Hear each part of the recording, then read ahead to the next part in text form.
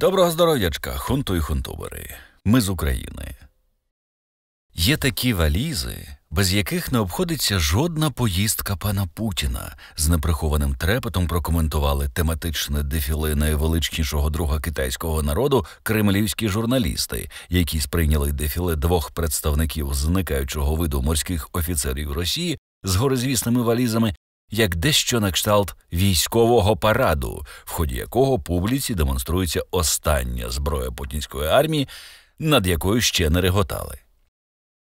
При цьому в багатьох виникло запитання, чому ядерних валіз було аж дві, якщо зрештою і однієї мало вистачити з головою?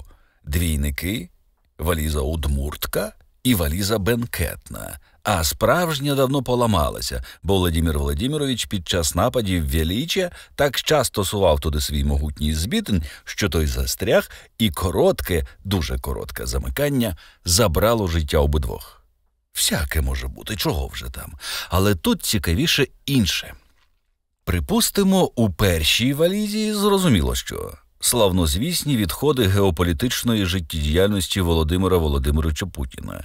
Про те, що станеться, якщо могучі кучки російського президента потраплять до рук американських біолабораторій і стануть ґрунтом для вирощування бактерій-нищівниць для всіх, кого звуть Вовою, не писав у Росії хіба що ледащо.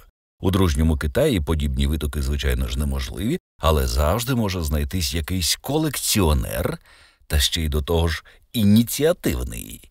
Коротше кажучи, зі своєю валізою якось спокійніше, та й звик Володимир Володимирович до неї вже як до рідної. А от що ж усе ж таки було у другій? Найбільш ймовірним здається варіант, що у таємничій валізі лежало дещо для дорогого друга Путіна, пана Сі. Щось таке, що могло б хоча б якось примусити братський Китай припинити дивитися на Росію, як на шматок вмісту першої валізи. Тут я маю зробити артистичну театральну паузу і повідомити, що на цьому тижні ролик за тиждень не вийде, тому що в мене підряд дві поїздки в бік Донецька і одразу за нею на Харків і околиці. Машина вже завантажена на першу поїздку, дід чекає, хлопці чекають, все відвезу і відзвітую, а ролик вийде вже, мабуть, аж наступними вихідними. Прошу понять і простіть. Тим не менш, що ж могло лежати у другій валізі? Це міг би бути, наприклад, макет істинно руського автомобіля «Москвіч 1945», отриманого з китайського автомобіля Як Сяйхао X6, шляхом прикручування картонної ракети до даху і приклеювання на лобове скло таблички «На Берлін». Або істинно руський смартфон «Ерфон», отриманий з бангладеського смартфона шляхом приклеювання таблички «Ерфон». Або найпередовіший на сьогодні захист від американських ракет ікона святого адмірала Феодора Ушакова, яку китайці можуть копіювати з властивим хистом, назвати «Святий Хуавей» і сміливо йти звільняти Тайвань.